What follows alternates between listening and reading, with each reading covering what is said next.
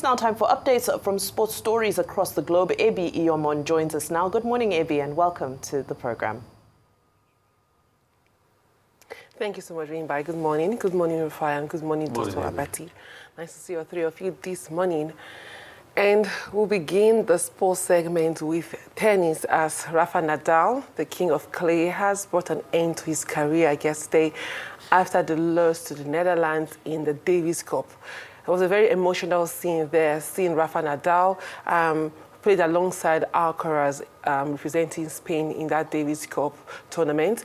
He retires as the second player with the most Grand Slams. That's after Novak Djokovic for the men there. A total title there of 92. Then for the ATP Masters, he has 36 titles. For the Grand Slam, like I said, 22. And for Olympic gold medals, he has 2. He tried to play for a much longer time, but the injuries kept persisting and kept coming. He struggled for a while in the last 2-3 seasons, but they did not just stop, and he had to retire. He leaves a great legacy as not just a tennis player, but as a sportsman. And so many have also applauded him as a person for what he's done for the sports. Well, congratulations to him on a very massive career right there. And away from that, we go to the African Cup of Nations qualifiers, which came to an end yesterday there. We had 3 teams join the rest of the other 21 teams who had initially qualified for the African Cup of Nations. So Tanzania, Botswana, and Mozambique qualify at the end to make it 24 teams. So many qualifying games being played. We saw Brahim Diaz become the highest goal scorer at the qualifiers with 7 goals being scored. After him was Sekou Guirassy of Equatorial Guinea.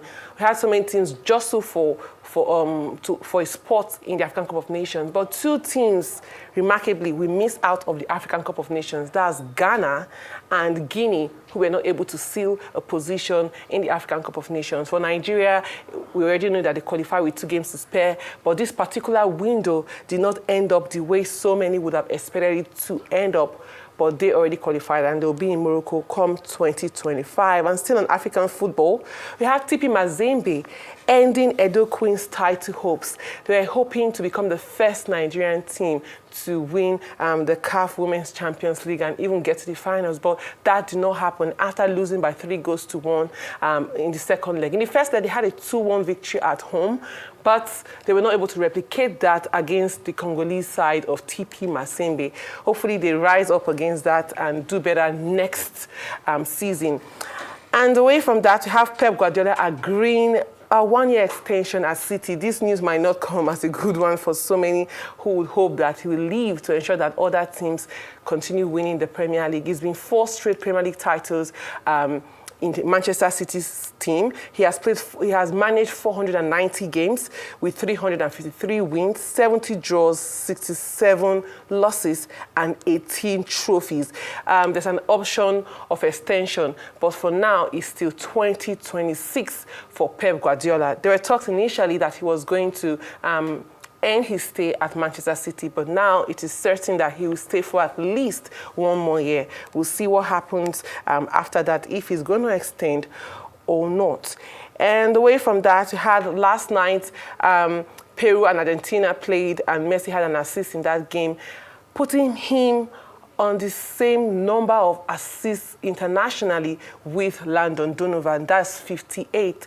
And surprisingly, the player who assisted is Neymar with 57. Neymar has played for 14 years for Brazil. We also had Landon Donovan in his time playing 14 years with the United States national team. And we have Messi also playing for Argentina for quite a long time there. But his immense contribution to the Argentine side has seen him have 170 goals and assists for Argentina.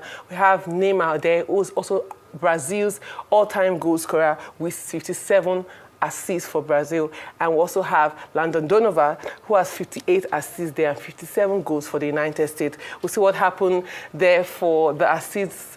For the men's football, will Neymar come back to action? Will he surpass what Messi has done for the assist? Only time will tell. Well, that's all for me on World of Sports today. Ebi, I want to go to a very important matter. That's the petition written and EFCC, every other body have been copied in that petition as regards the sport ministry. I would like to know, it's not just good enough for the NFF. Anyway, the NFF is not recognized by the law. The NFF is not just good enough for them to quickly say they are going to talk to the players and beg them. We want investigation into that petition. By now, we expect EFCC and other bodies copied should start their investigation as regards what really went there, because it's a petition written and every petition must be followed to the letter. I know they've been able to calm the players down, but is there any scope that is going to go beyond that? They also put the petition forward to the National Sport Commission. That's my concern today. And also, the case of our league. We hear Star Times has pulled out. Is that how we are going to go without having sponsor for our male league, female league? Then which of our sport league is on TV as we speak? And we have many TV stations in Nigeria. Why can't we seem to put our sport on television for mass audience and mass viewing? Those are my two concerns.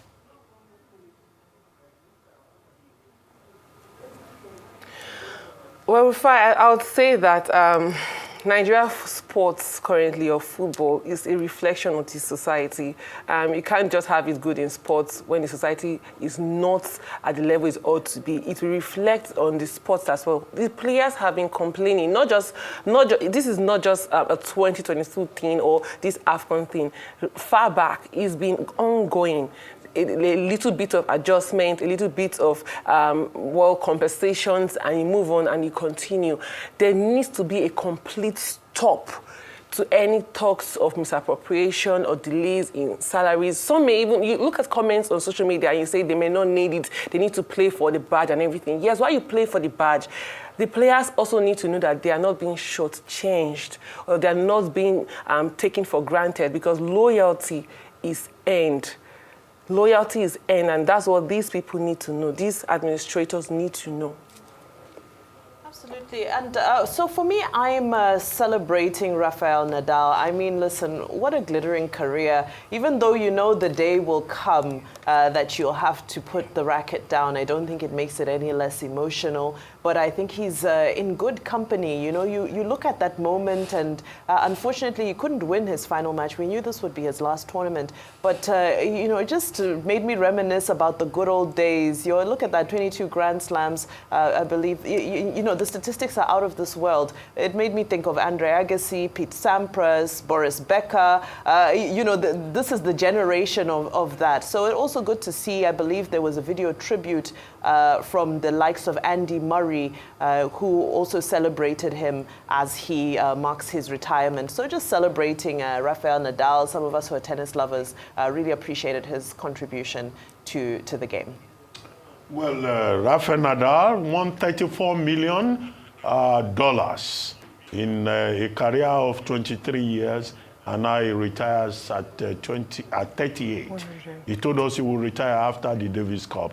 Now with Spain out of you know, the Davis Cup, effectively he has retired, and he has been praised to high heavens, deservedly, by the tennis community and by Roger Federer. The second highest earning person to have ever played tennis, singles men's tennis. The highest rate in terms of earnings goes to Djokovic, who has a total earning of $185 million. But the more important thing about his story is his legacy. King of Clay, you said, yes, out of the 112 games that he played 116 at Roland Garros, and he won 112 out of 116. He got the Australian Open twice, he got the Wimbledon Open twice, he won Olympic doubles, Olympic singles, the Davis Cup for Spain 4 times. He had a very distinguished career. We can only wish him very well. Now the CAF list of distinguished players, Player of the Year and Best Goalkeeper, only 2 Nigerians have made the list. Lukman Ademola, whom we expect will win Player of the Year, and also Stanley Nwabali, who is currently bereaved, but those are the 2 names there. The Super Eagles get a mention in the final list in terms of the team of the year. But they will be contesting with Democratic Republic of Congo, Guinea, Egypt, and also Ivory Coast that won the AFCON tournament. And finally, Guardiola, well, he says he's retiring, and he's not retiring again. He says he still has energy. Now he has that energy, and his contract has been extended for 1 year. But in terms of distinction, we can only talk about Pep Guardiola of Manchester City in the same class as the legendary managers that we have had in that league. He has won a total of 18 trophies, both in England and also across Europe. So you talk about Alex Ferguson, you talk about Carlos Ancelotti, you talk about Arrigo Sacchi, you talk about Matt Busby. These are the great managers in English football that we have seen. But thank you very much.